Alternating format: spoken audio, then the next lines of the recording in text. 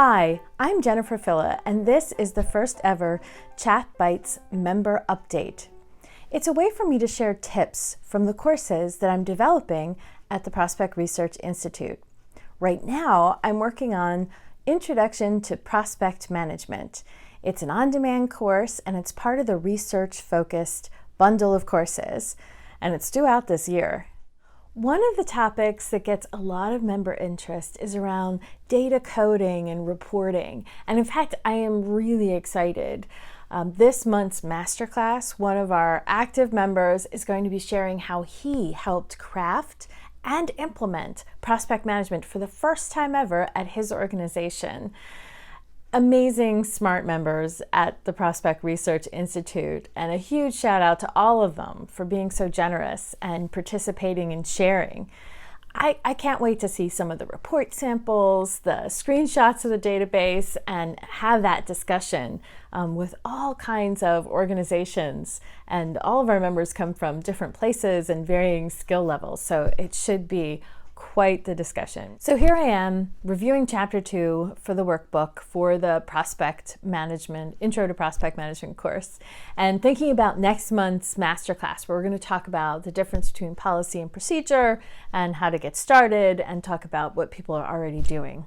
So how to sort of look back over what you're doing with a fresh eye. And what I realized is that there's like a kind of normal progression, I guess, or a usual progression towards prospect management practices. And it feels a little backwards, but that's how it is. So it's like an evolution.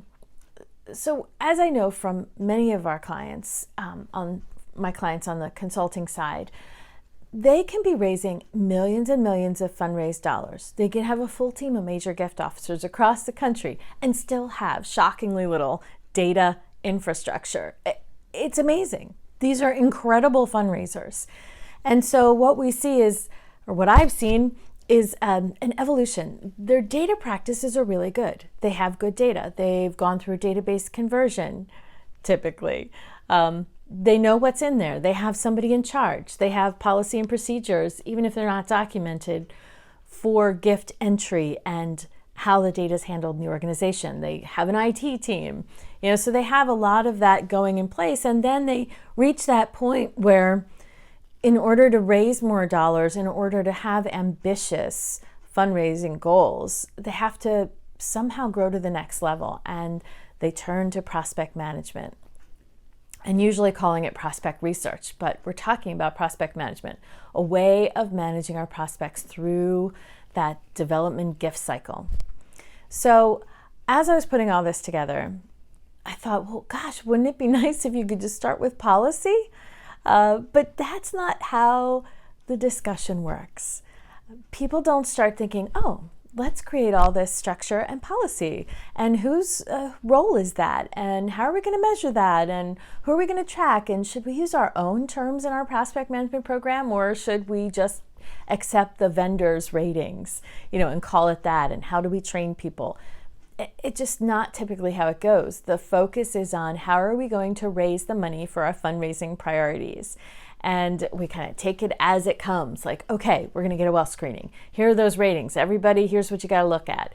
And we need some more research. We're going on visits. We don't really know these people. And so it just kind of evolves, and it can feel messy and unruly. And as a researcher, and if you're wearing double hats or multiple hats, researcher, database manager, it can be really, really painful. This report, that report, changing their minds, flip-flopping. You craft a report that you've had to program, and you're using all the vendor terms, and then, down the road they're deciding, oh, well, we should have our own ratings. All that kind of stuff can feel really frustrating.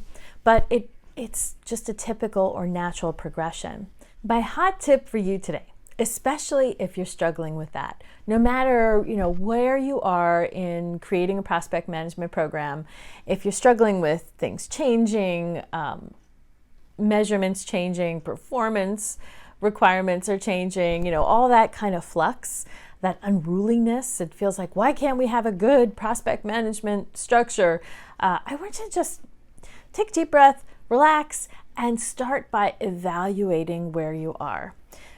As researchers, we like structure, we like to create the rules, and if we put too much structure in place too soon, we can actually restrict the growth of our fundraising instead of expanding it.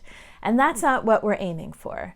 So take a step back and figure out where you are. If we know that the evolution is that we have to have our data practices in order, we have to have solid gift entry that's not creating duplicate records, that's properly coding the records.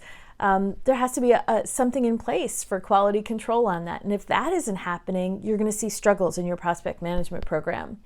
If your direct appeal program isn't working, if you're not routinely checking for deceased or mailing to your full list, or at least cleaning your full list, then that's going to cause problems for your prospect management program because your prospects aren't going to have good contact information. So you can see how if you don't have the first steps down, you're going to struggle later. And if you try to put a lot of structure in place before all the pre-work, it's like leaping into an engineering program before you understand algebra and calculus. So take a step, write down, where are you? And actually, what we're going to do in the Intro to Prospect Management course is create a sort of generic outline for that prospect management policy and procedure manual so that you can start to plug in, well, where are you? And where are some of those gaps? And then what could that policy look like? What are the pieces that leadership, that the whole team needs to be looking at? And it helps frame the conversation with everyone, not as like rules and structure and policy and all this additional work, but where are we headed? How can a prospect management program codify or create a smooth working way for us to achieve those goals? That's a whole different conversation. So if you're struggling, even if you're not, or you're thinking about starting prospect management at your organization, or feel like you need that to get to your next goals, this course, Intro to Prospect Management, is going to help fulfill that for you, help walk you through that. I'm really excited about it. You're going to be hearing more about it in these chat bites, member updates. So stay tuned and keep up the good work. Again, shout out, huge thank you to all of our members at the Prospect Research Institute. That discussion we have, it really informs and helps others in our industry. Thank you for joining me today and keep learning.